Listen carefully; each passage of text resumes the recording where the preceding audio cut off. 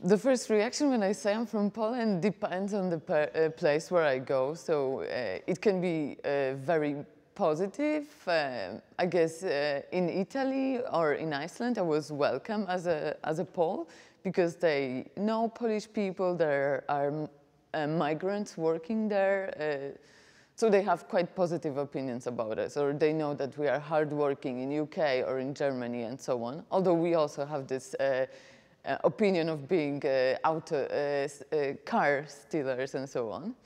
And in places like France, it's more of a mysterious concept of this weird Eastern European country that they're not really sure, if we write in Cyrillic or if Warsaw is our capital or not, whatever is east from Germany is kind of a maze. To explain Poland, I can, for example, refer to our pretty contemporary history and say that this is the first country that freed itself from communism or socialism, and this is where Lech Wałęsa was born and was active, and this is where Pope came from. I tried talking about Polish culture, and with some people it works. I can talk about Wajda or Kieślowski, and they know these are famous, great Polish directors. I could talk about Polish theater a little bit, and there is Grotowski and Kantor that some circles recognize. On the menu, there would be this awfully time-consuming dishes we have. So, for example, pierogi and gołąbki, which require a lot of manual work.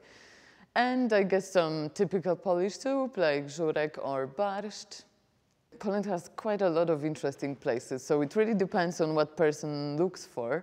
When it comes to traveling to big cities, interesting cities, we have plenty of them. So you can either go to Poznań or go to Lublin, where I studied, and I feel a little bit obliged to promote this city because everybody goes to Warsaw and Krakow. Sometimes they know also Wrocław and Poznań, but not much besides. And this is the biggest city in the east, which has authentic old town and so on.